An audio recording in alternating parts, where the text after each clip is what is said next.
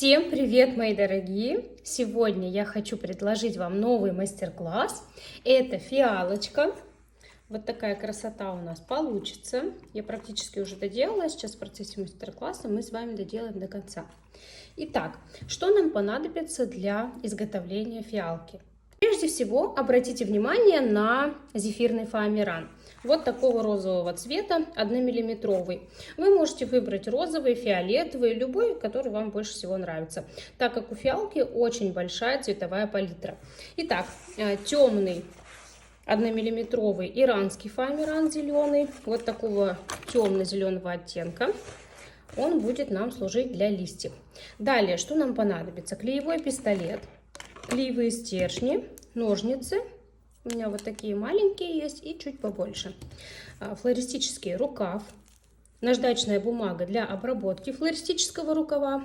Далее сито для того, чтобы работать с флористической пудрой. Вот такая пудра у меня белого цвета и желтого цвета.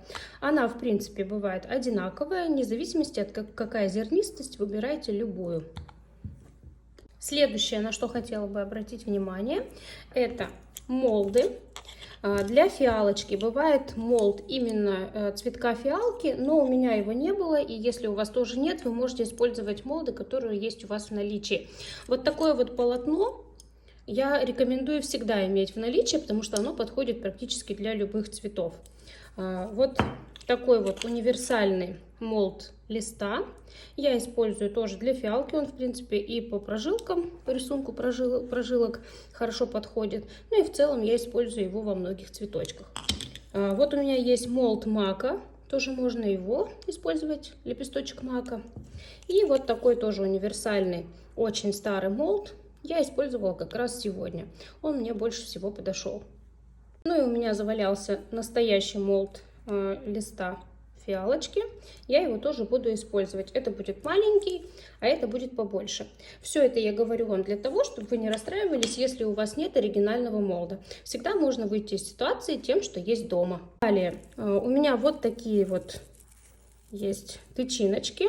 Они с блестками. Я покупала их очень давно. Все оригинальные и настоящие, можно сказать, у меня закончились. Поэтому берите то, что у вас есть дома. Мы их окрасим и будем работать вот с пудрой флористической. Этот мастер-класс нравится тем, что можно использовать практически все, что у вас есть дома. Итак, перейдем к лакам. У меня вот такой обычный лак для ногтей желтенького цвета и вот такой прозрачный, я его уже вот покрасила, можно сказать. Вы можете использовать лак акриловый, здесь у меня нет возможности такого найти. В России, конечно, в творческих магазинах полно, так что если у вас ничего нет, можете использовать прозрачный лак обычный, если нет, то, конечно, лучше использовать акриловый. Наша любимая пастель Мунгё, здесь оттенок у меня 259. Самый яркий розовый, можно даже сказать, цвет фуксия. Краски акриловые, у меня Art Deco, это местного производителя. Вы можете использовать обычные акриловые краски вот в таком же темно-зеленом оттенке. Я еще немножко затеняю коричневой акриловой краской. Здесь у меня номер 084, но я думаю, что любой более темный коричневый или черный вы всегда можете добавить и намешать тот цвет, который вам нужен. Ну и, конечно, губки для работы с молдами, небольшой кусочек губки для нанесения пастели и утюг. Это все, что нам понадобится. А еще забыла сказать, выбирайте какое-нибудь очень красивое кашпо и небольшой кусочек пенопласта для того, чтобы зафиксировать нашу композицию. Ко всему, в наборе с кашпо у меня был стабилизированный мох. Я также украшу им нашу композицию. Поэтому, если у вас что-то есть подобное, то тоже можете использовать, но это не обязательно. Первое, что мы делаем, работаем с фоамираном. Вы можете разместить листочек так, как вам удобно. Я примерно располагаю таким образом, чтобы мой молд вошел. Я буду использовать всего половину молда примерно. Это нужно для того, что листочки очень маленькие, лепесточки. Целый молд мне не нужен, поэтому для экономии фоамирана я сейчас отмечу, сколько мне нужно. Не забывайте небольшой запас для работы с губкой. И отрезаем небольшую полоску, вот такую на глаз. У меня это где-то 5 сантиметров шириной и по длине всего фоамирана. Сейчас я буду работать с молдом, делать отпечатки и оттиски с помощью губки. Прежде чем нагревать фоамиран, обязательно расположите молд в удобной для вас позиции. Для меня это удобно вот так. Я беру нашу полосочку, прикладываю сюда, на губку. Вот таким образом прикладываю на несколько секунд к утюгу. Можете посчитать до 5, я уже примерно знаю на глаз. Вот такой вот горячий фоамиран и прикладываю на молд. То есть вот таким образом. И дальше переворачиваю и еще раз хорошо отжимаю. Обратите внимание, какой красивый, четкий отпечаток у нас получился. Те же самые манипуляции проделываем. Обязательно располагайте фоамиран вот так, потому что иначе мы не сможем отмерить половинку нашего молда, и получится непонятно что, и фоамиран зря пропадет, и оттиск красивый не получится. Поэтому мы ориентируемся по губке. Вот так. То есть, видите, здесь у меня ровно половина молда. Я всегда оставляю запас на всякий случай. Вот такая красота у нас получилась. На один цветочек нам понадобится около 10 отпечатков. Поэтому действуем дальше, работаем с фоамираном и делаем 10 отпечатков на один цветочек. Пока утюг горячий, то же самое проделываем с зеленым фоамираном. То есть изначально все отпечаточки мы с вами сделаем. Здесь я точно так же отмерила небольшую полоску и буду прорезать до конца фоамирана. Здесь я буду работать с двумя молдами. Давайте начнем с молда универсального.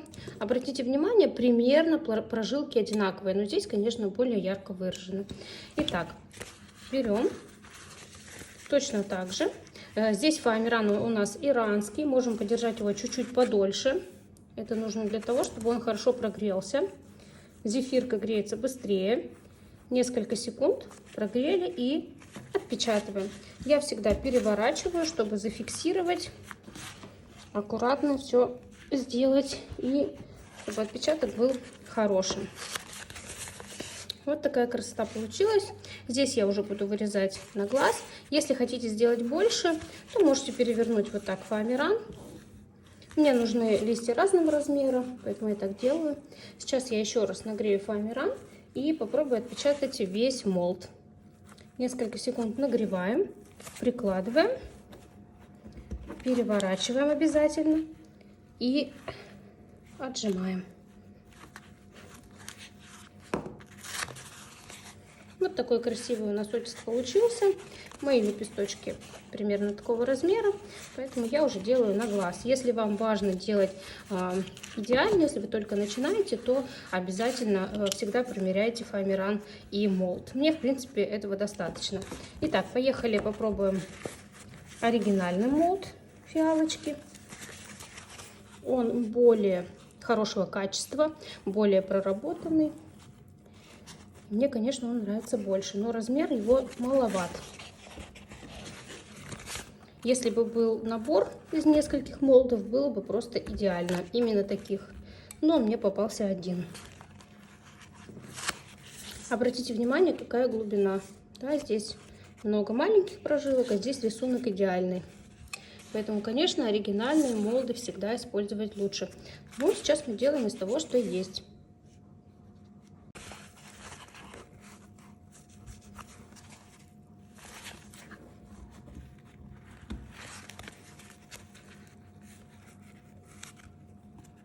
Нам понадобится около 25 листьев для нашей фиалки. Вы можете делать количество больше или меньше, уже смотреть по своей композиции. Мне понадобилось около 25 вот таких листьев. То есть я использовала большие, маленькие, совершенно рандомно, чтобы они были как настоящие, где-то большие, где-то поменьше. То есть вот таким образом. Далее нам нужно вырезать наши листья. Вырезаем по молду, здесь ничего сложного нет. Не забывайте о том, что края у фиалочки листьев немного вот с таким вот рисуночком, да, то есть вот такая бахрома немножко есть. Небольшие зазоры. Убираем лишнее, чтобы вам было удобно вырезать. И далее уже работаем с ножницами, делаем небольшие зазорчики, такие более круглые. И далее вырезаем по молду. Вот такая красота у нас получается. Листья не должны быть одинаковые, они должны быть как в природе, разные, где-то чуть больше, где-то чуть меньше, ничего страшного. Что касается наших лепесточков, я тоже всегда вырезаю сначала вот так, чтобы было удобно. Эти кусочки не выбрасываем, может быть, нам фоамиран еще понадобится для каких-то других цветов. Так. Угу. И смотрите, здесь вы можете вырезать. Я вырезаю на глаз, вы можете вырезать с помощью выкройки, я ее вам приготовила, она будет в описании. Также будет прорисована на тетрадном листочке. Это сделают наши дизайнеры для того, чтобы вы могли прорисовать у себя в тетрадке соответствующего размера нашу выкройку. Я уже вырезаю на глаз, просто вот так для экономии времени. Вот так складываю пополам и начинаю вырезать наши лепесточки. Напомню, нам понадобится на один цветочек примерно 10 штук. Вот такая красота получилась. Чуть больше, если хотите, можете по выкройке подрезать, если нет, то можете оставлять. Они могут быть немного разного размера, в этом нет никакой проблемы. Обратите внимание, какой красивый рисунок прожилок у нас получился.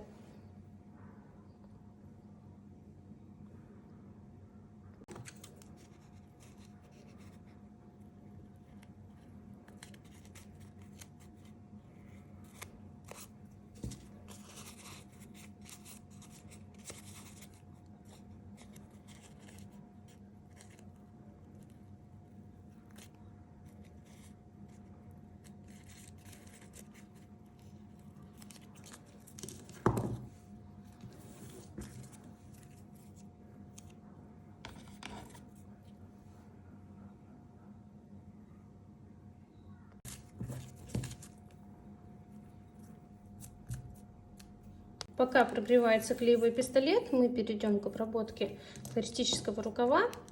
Нам понадобится примерно 6-7 сантиметров, но я возьму немножко с запасом. На один лист вот такой вот стебель. Прежде всего мы работаем с наждачной бумагой и хорошенько прорабатываем наш флористический рукав. Это нужно для того, чтобы краска акриловая хорошо на него легла. Поэтому хорошенько его прошкуриваем, и тогда вот он становится, видите, такой с полосочками. Такие царапинки остаются, и краска лучше ложится. Все наши стебли мы обязательно прорабатываем с помощью наждачной бумаги. Разница видна? И клей, и краска ложится намного лучше. Итак, что мы делаем дальше? Прежде чем окрашивать наши листья, мы обязательно должны вклеить флористический рукав, иначе у нас на краску клей ложится очень плохо. Поэтому прежде всего мы наклеиваем, только потом окрашиваем. Берем флористическую проволоку. У меня это обычная проволока из рыболовного магазина. Я ее складываю пополам, чтобы она была немножко потолще. Поэтому, если вдруг не найдете флористическую проволоку нужного вам размера, просто возьмите ту, что есть, и сложите ее для того, чтобы она была немножко поплотнее. Для стеблей нам, конечно, нужно плотнее. Это нужно для того, чтобы стебель потом держал форму, да, то есть мы могли придавать ему любую форму с помощью вот такой прекрасной проволочки. И сейчас начнется самое интересное. Берем наш флористический рукав и прорезаем вот так под углом 40 градусов. Чем острее будет угол, тем красивее получится. То есть вот видите, он немножко сбежал, поэтому я его сейчас поправляю, чтобы угол был острым на 100%. Это расстояние у меня примерно 1 сантиметр. Меньше делать точно не надо. Вот такая красота получилась. Здесь у меня чуть-чуть деформировался, но ничего страшного. Это мы поправим. Итак, вставляем проволочку нашу ушком вверх. так как это будет удобнее. Если проволока вашего также ездит, можно туда подсунуть кусочек, оставшийся у вас от флористического рукава. Это просто в дальнейшем будет удобно.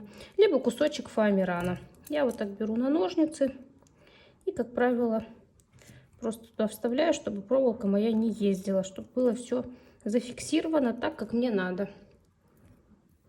Вот и все. Подтягиваем проволоку. Ну, в общем, нужно будет просто туда это вставить. Кусочки фоамирана уже потом не выходят.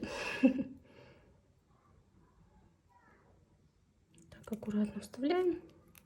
И проволока больше не ездит. Вот так все жестко. Ничего больше не двигается. И этого достаточно. Итак, теперь будьте аккуратны, очень аккуратны. Капаем капельку клея вот сюда, прямо на уголочек. Я много раз говорила о том, что клеевой пистолет должен быть прежде всего удобный. И мне попался в этот раз как раз неудобный. У него большая подача клея, это неудобно. Если я его выключаю, то он очень быстро замерзает. Поэтому тонкие, аккуратные, красивые капли у меня не всегда получаются. Поэтому будьте очень внимательны при выборе вот такого пистолета. Хотя визуально он выглядит как обычный. Чуть-чуть капаем. Видите, какая большая подача клея? Это здесь, конечно, не нужно. Очень аккуратно. И прикладываем. Обратите внимание, чтобы уголочек был закрыт листочком, то есть, и прикладываем на лист. Аккуратно зажимаем. Если где-то клей у вас есть, где-то проскочил, можно будет аккуратно убрать ножницами. У меня все, в принципе, получилось хорошо. Убираем. Зачищаем. Далее мы все равно будем здесь окрашивать. Вот такой вот секретик. И лист выглядит абсолютно как настоящий. Давайте попробуем проработать еще раз. Берем флористический рукав, он у меня уже обработан. И подрезаем под углом.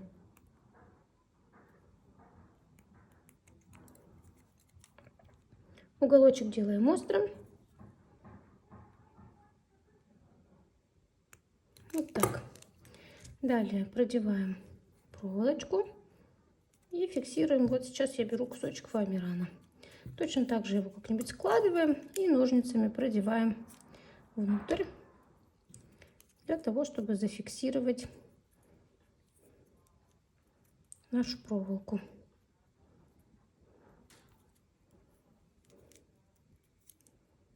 Аккуратненько продеваем и выполняем эти манипуляции, чтобы потом уже нам не пришлось мучиться с тонкой проволокой.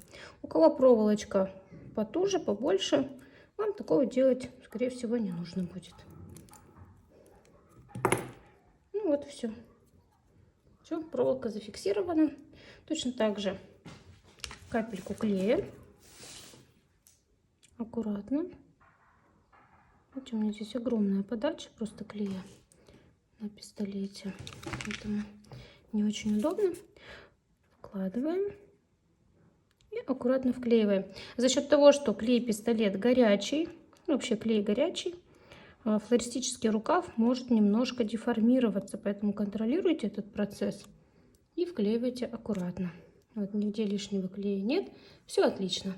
Переходим к работе с пастелью. Это масляная пастель Мангио, напомню, номер 259. Я беру губочку, прорезаю небольшой кусочек. С ним намного удобнее наносить пастель. Итак, мы наносим пастель на губку, очень обильно. Вот такой хороший яркий пигмент. Итак, берем наши лепесточки и буквально аккуратно прокрашиваем нижнюю часть, только для того, чтобы выделить рисунок прожилок. Обратите внимание, какой он стал красивый и как хорошо его видно. И еще немножко пройдемся по торцу, вот здесь, аккуратно, чтобы тоже выделить немножко торец нашего лепесточка. То есть аккуратно, без нажима, наносим буквально чуть-чуть, оттеняя рисунок прожилок. И вот здесь немножко наверху. Я думаю, вот так вам хорошо видно. Все наши лепесточки обязательно прорабатываем с помощью пастели. Вот так. Видите, чуть-чуть, без нажима. Иначе, если мы будем нажимать, то рисунок прожилок может немножко сбиться, прокрасятся все вот эти прожилки, и их не будет так хорошо видно.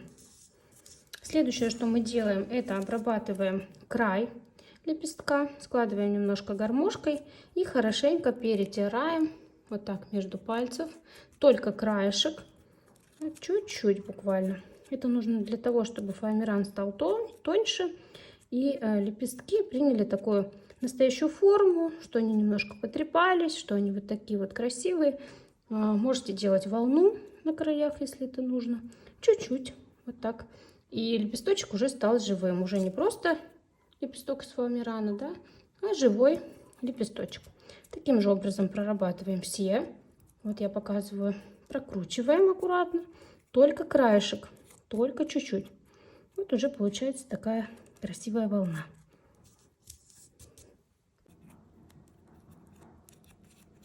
Обратите внимание, какие разные они все получились.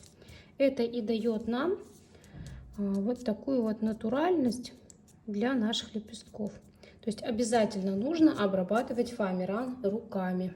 Перейдем к работе с тычинками. Итак, у меня вот здесь самые обыкновенные, самые дешевые тычинки. Я беру 4 штучки любого размера рандомно и вот так вот по 2 складываю между собой. Таким образом, чтобы головки были на одном уровне. Держу, немножко перекручиваю, да, для фиксации и капелькой клея фиксирую. Чуть-чуть буквально. Видите, какая большая подача клея. Не очень удобно. Так, подожду, пока клей немножко остынет, чтобы не обжечься. И начинаю перекручивать. Перекручивать вот так тычинки, чтобы они между собой склеились. То же самое делаю с двумя другими. Точно так же фиксирую, немножко подкручиваю, чтобы было удобно. И нужно нанести капельку клея. Так, по носику пройдусь. И вот они уже зафиксировались. То есть видите, сколько, как мало клея нам нужно. Далее наша задача склеить между собой эти тычинки и проволочку, на которой будет держаться весь цветочек.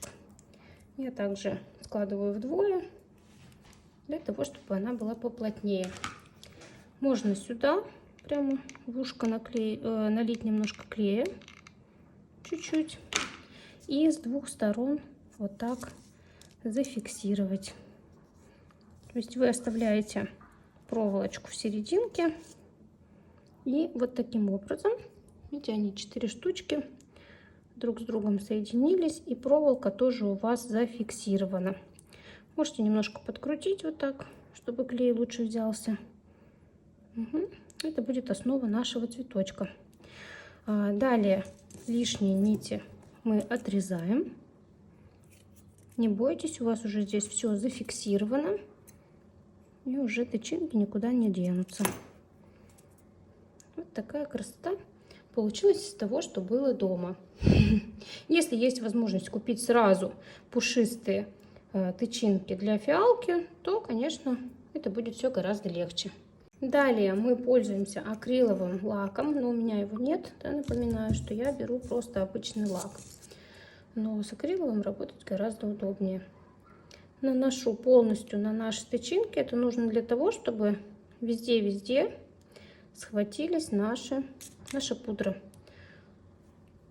То есть здесь мы лак используем в качестве закрепителя, в качестве клея. Окунаю. Сейчас, конечно, будет слишком много, но ничего, лишнее мы стряхиваем. Обратите внимание, как красиво получилось. Очень мне нравится работать с пудрой. Вот такая флоковая пудра. красивая. И не скажешь, что это были самые дешевые какие-то вот такие блестящие тычинки. Поэтому работать с тем, что есть, даже интересней. Собираем наш цветочек. Выбираем самые маленькие лепесточки, какие у нас есть. Ну, вот это у меня вот такой. Сейчас я капаю капельку клея аккуратненько. Буквально чуть-чуть. И прикладываю. Обратите внимание, сейчас я буду вот так зажимать и немножко наклонять цветочек. Это нужно для того, чтобы наш лепесток не приклеился вот так, да, а чтобы он немножко отпадал и смотрел в сторону. То есть наш цветочек, он раскрылся.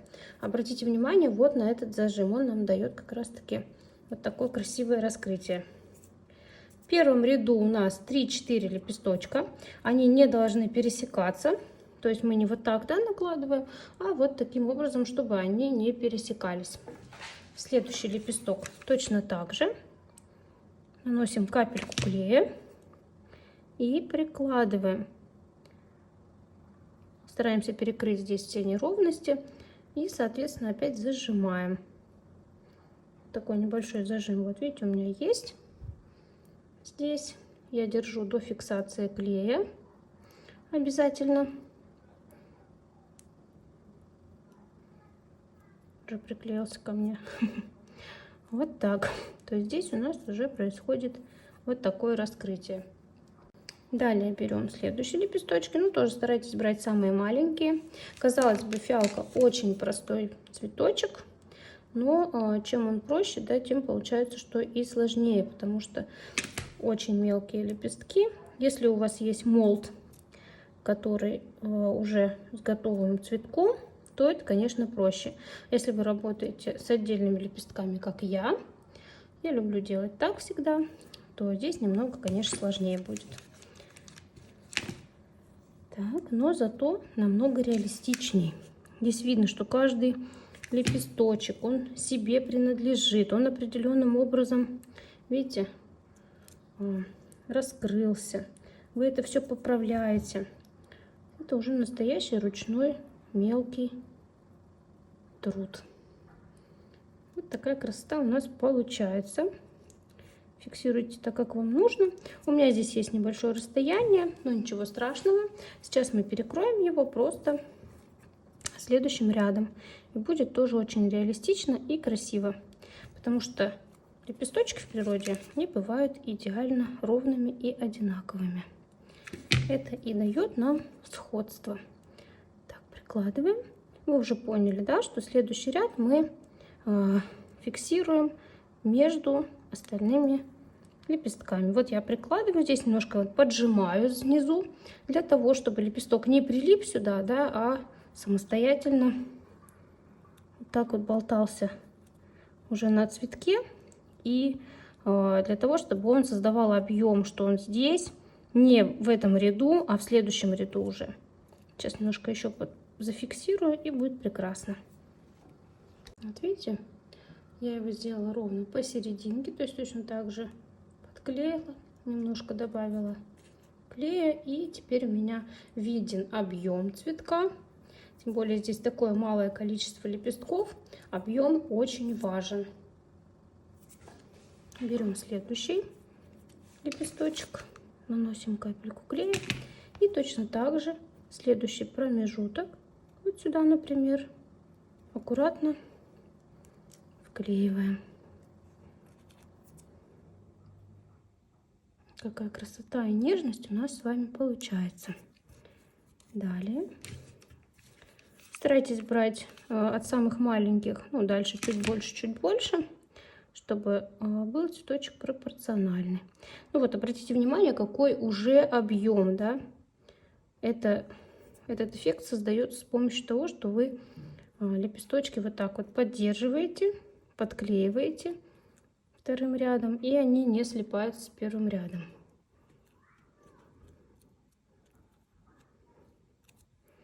Так, ну и, соответственно, все далее мы подклеиваем точно так же.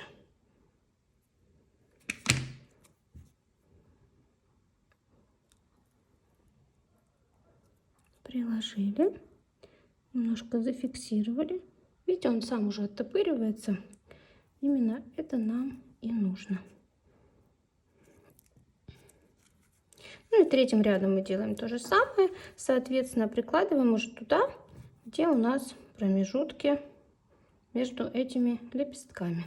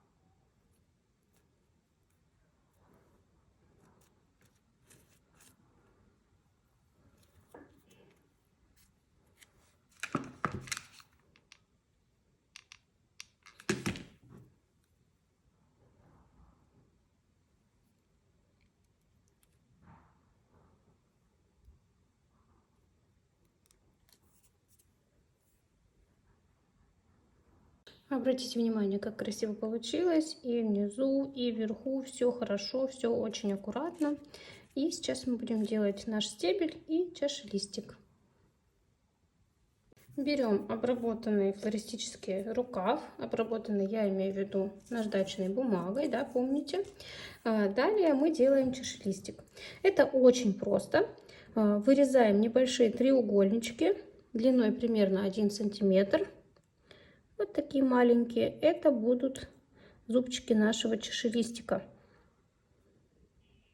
Убираем лишнее. И вот таким образом прорабатываем. Видите, у меня вот уже 2 зубчика таких чашелистика есть. Делайте. У меня получается примерно 4. Если у вас получится больше, то это еще лучше. Здесь главное аккуратно и не торопиться. Чем глубже вы прорежете, тем красивее получится. Так.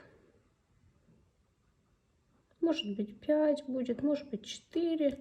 Здесь уже зависит только от вас. Но сильно не мельчите, чтобы потом они не порвались. Так как все-таки флористический рукав может и порваться. Ну вот видите, у меня 4 получилось. Вот такая красота. Главное, очень просто, без напряга. И цветочек вы делаете быстро, что, конечно, экономит ваше время. Наносим капельку клея к основанию цветочка, для того, чтобы наш рукав зафиксировать. Чуть-чуть буквально. Старайтесь по кругу, чтобы клей попадал на фоамиран. Потому что фоамиран хорошо фиксирует флористический рукав. Итак, продеваем аккуратно. И до конца вот таким образом у нас и получается.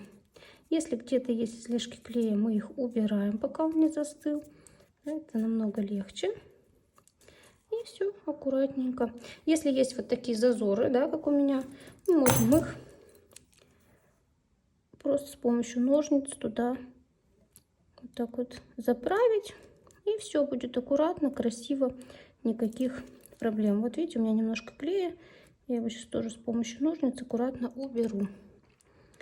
В любом случае здесь потом прокрасим, и клея видно не будет.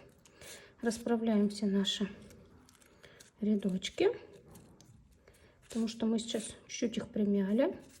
Расправляем аккуратно. И осталось только покрасить стебель. Наш цветочек фиалки очень быстро, главное красиво, практически готов. Готовим нашу краску. У меня здесь будет белый, соответственно, акриловая краска белого цвета. Ой. Зеленого цвета, который я уже вам показывала, и немного коричневого цвета для более усиления темного оттенка. Первое, что мы делаем, это окрашиваем белой краской края нашего листочка. Так как зеленый слишком глубокий, очень темный, наша задача окрасить края, несколько слоев, в зависимости от того, насколько плотная у вас красочка и как она ложится. Фоамиран пористый материал, вы знаете, да? Именно поэтому он впитывает все, что видит. Поэтому делаем несколько слоев обязательно, чтобы нам зафиксировать хороший белый. Берем более плотную. Сейчас мы не аккуратничаем, просто окрашиваем белым. Полусухой кистью. Это нужно для того, чтобы краска была очень плотная, чтобы фоамиран, то, что впитает, да, как можно больше осталось на поверхности пигмента. И у нас были белые края нашего листика. Видите, здесь уже практически все впитал, поэтому я наношу более плотную краску в большем объеме. Так, здесь, говорю, не аккуратничаем, просто окрашиваем. Ждем, пока высохнет первый слой, и наносим второй. Итак, первый слой у нас практически высох. Можно добавлять второй слой белого. Смотрите, где этого не хватает, да, где он больше всего впитался. И, соответственно, добавляем. Практически зеленого уже не видно. Такого эффекта нам и нужно добиться. Видите, здесь есть проплешины. Нам их нужно хорошенько замазать, так как вся краска ушла в поры фоамирана. Ну и цвет зеленый тоже очень плотный. Пока сохнет белый, мы можем окрасить зеленый цвет. Перемешиваем зеленый и коричневый, чтобы зеленый был более темным. Проверяем на бумаге, чтобы он был более темненький. Вот такой достаточно. И можно пока прокрасить немножко стебель, чтобы он подсыхал. Тоже берем очень густо красочку. И помните, да, что у нас здесь на обработанный стебель хорошо ложится акрил. Все, можете в один, можете в два слоя, в зависимости от плотности вашей краски. Мы сейчас тоже посмотрим. Пока вот так.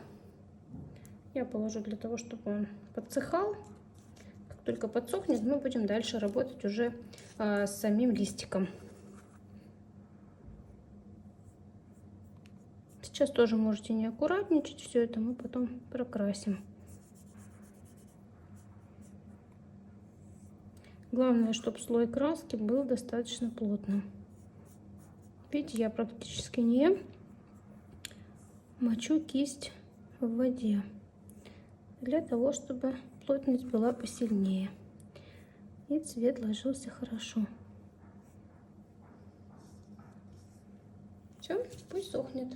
Также мы окрасим наш стебель у цветочка.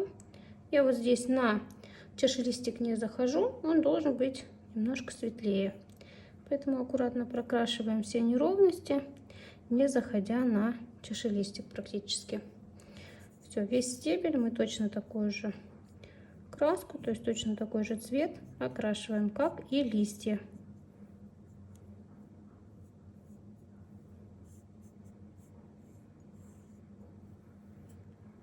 Такая красота. Пока подсыхает краска, давайте займемся нашим кашпо. Я вот здесь вот накрошила немножко пенопласта, потому что мой кубик пенопласта должен быть немножко выше, чем он есть сейчас. Поэтому я капаю довольно много клея. Для того, чтобы поднять уровень, я туда буду класть пенопласт. Сюда прямо на клей, да, чтобы он держался. Можно взять кусочки губки, то есть также наклеить, зафиксировать. Так, чтобы уровень был выше. Разные кусочки, какие не жалко, просто туда кладем. Это будет наш наполнитель такой.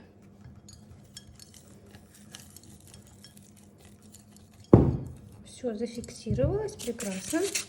Теперь я попробую вставить свой кусочек пенопласта. Вот он сейчас выше. Это как раз то, что мне нужно, то, чего я хотела. Если хотите, можете по краям немножко зафиксировать клеем.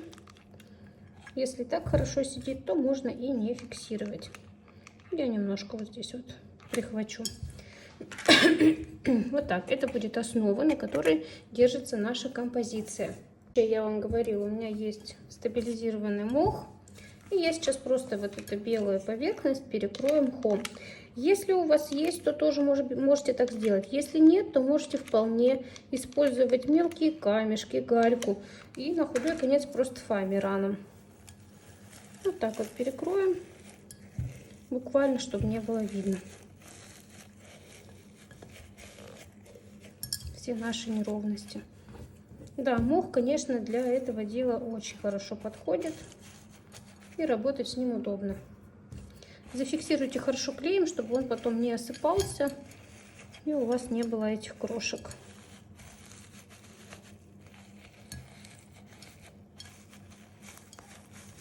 Лишнее можно срезать. Ну, здесь уже на ваше усмотрение. То есть вот готовое кашпо. Осталось только нашу композицию сюда посадить. Итак, белая краска у нас хорошо подсохла, стебли тоже хорошо подсохли. Берем красочку зеленую, ту, что мы уже намешали. Этот цвет мы и оставляем. Ну, то есть, ну вот видите, я здесь намешиваю все то же самое. Более темный, зеленый. Проверяем. И теперь полусухой кистью мы проводим вот такие вот мазки. Такие мазочки по белой краске. Это нужно для того, чтобы переход был более плавным. Да, кисть у нас становится более светлой, краска более светлой, но ничего, мы еще сделаем второй слой, да, более темной зеленой краской. Отсюда из центра протягиваем, пока еще не подсохло, все еще белое, но ничего. Дальше мы уже подкрасим в более темный, нужный нам зеленый цвет. Главное вот такими мазками на белом цвете оставить зеленый. Видите? Вот так. Чтобы не было никаких границ, переходов. Чтобы было именно вот такое. Сухой кистью. Полусухой. Потому что все равно белый не до конца еще впитался. И вот такая вот красивый градиент у нас получается. Так. Протягиваем. И здесь уже более темным зеленым все это окрашиваем. Оставляем первый светлый слой подсыхать. И дальше будем использовать более темный. Так, наши листики подсохли. Цвет немножко потемнел. Можно чуть-чуть еще добавить. Вот видите, какой темный стал.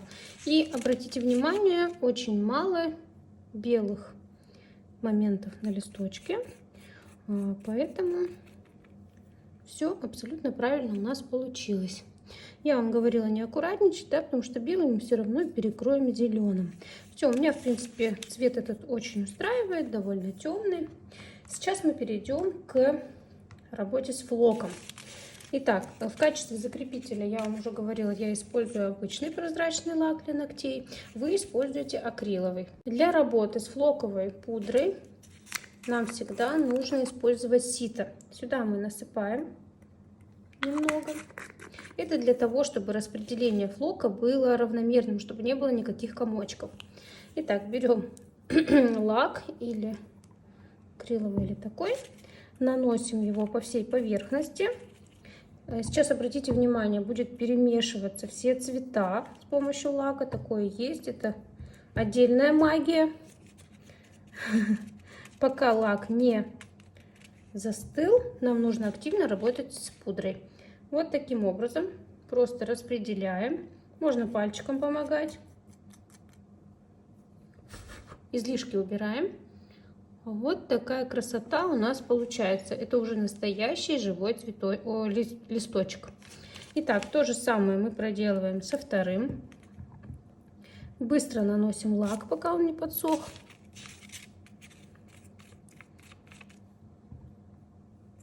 По всей поверхности, иначе у нас пудра скомкуется где-то в одном месте, поэтому нам нужно распределить ее равномерно.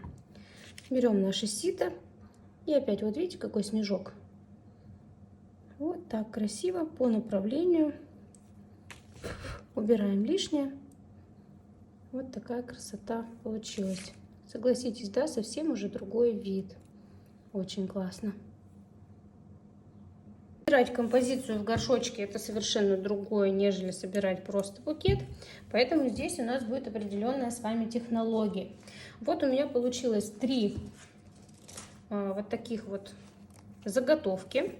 Это первый слой у меня будет листиков. О, вот это первый, самый большой, где самые большие листья. Помните, да, у нас был другой молд побольше. И второй ряд, который будет сверху вот так крепиться, это нужно для того, чтобы также был эффект многослойности. И третий я уже начала собирать. Сейчас вам покажу, как я это делала. Я просто взяла наши заготовки. У меня здесь везде есть проволочка. Вот так. И таким образом я просто соединяю проволочку и листья по кругу, то есть я их распределяю по кругу, вот таким образом. И последний вот давайте сюда добавим, он будет завершать этот кружочек. Точно так же обматываем нашу проволоку.